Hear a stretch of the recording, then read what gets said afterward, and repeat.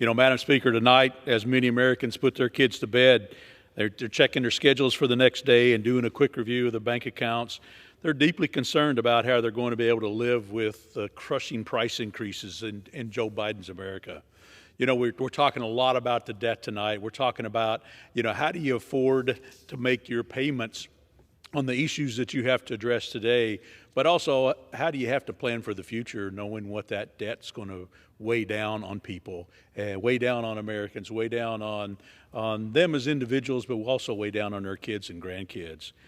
There's a lot of noise that happens in this bubble we call Washington, D.C., but everyday Americans have the same top concerns about the economy and rising prices.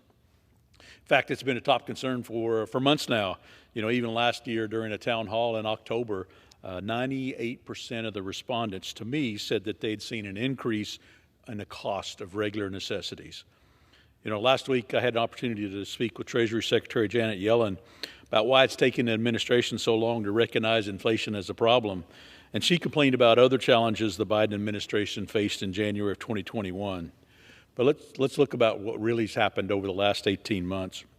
When President Biden took office, he was met with a growing economy that was already recovering from a global pandemic. We're already seeing the debt being addressed and starting to work in that direction.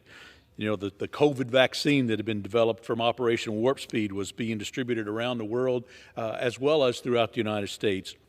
And we're actually starting to see inflation stabilized at a mere 1.4%, and filling up your gas tank only cost $2.39, thanks to American energy independence. And despite all the pandemic-related challenges that the Americans have gone through over the past year, consumer sentiment was relatively high at 79. But after a year of total Democrat control in the city, Americans no longer have a positive outlook on the economy. Our economy shrank in the first quarter. Americans are paying more for everything they buy on a regular basis. Gas has skyrocketed to an average above $5 per gallon, and consumer sentiment has dropped to a record low of 50.2. It's bad news for our country. Joe Biden and the Democrat policies are taking away the prosperity and the American dream from families and small businesses across the country. On Friday, the Bureau of Labor and Statistics released a staggering higher than expected inflation rate of 8.6%.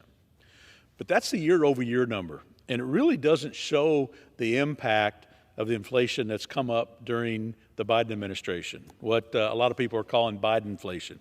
If we go back to January 2021, when President Biden took office, we can see that the month-over-month inflation is actually up a cumulative 11.4%. So think about that. If you bought something in January of 2021, it now costs 11.4% more than it did, and that's a marketplace average. Some products have been a whole lot higher than that. You can see it in the gases, you can see it in meat and bacon and milk. So now what's that mean for the average American? We're looking at the average American household, an additional $635 in monthly cost. As you can see, prices have continued to climb for American families each month, meaning that on average, each household has already paid an additional $5,000 for these failed policies under the Biden administration. And even if inflation stays the same, households would pay an additional $7,620 over the next 12 months. My Republican colleagues and I understand how devastating this is for Americans. We warned for months that kneecapping American energy production while flooding the economy with federal dollars and deficit spending would create runaway inflation, as it has. Today, right now, my colleagues on the other side of the aisle could ease the burden on families by encouraging American energy production and stopping their pursuit of big government spending sprees. We would have a stronger economy and a stronger America through energy independence, ability to balance the federal budget, and a smaller government. These are the keys that reverse course on a disastrous economy, and I would encourage my colleagues in the majority to disband this far-left extreme agenda to face the crisis that they've created. As we've talked about tonight, the debt continues to increase, and we need to focus on that. We need to focus on lowering the amount of free stuff that quote unquote free stuff that comes out of the United States government, and focus on what we need to do to help everyday Americans as the things that they go through and the things that they have to deal with their families and their small businesses. So I'd like to close in thanking my friend Jody Arrington for hosting this so that we can talk about the fiscal state of the country and what the problem is that we have to address going forward.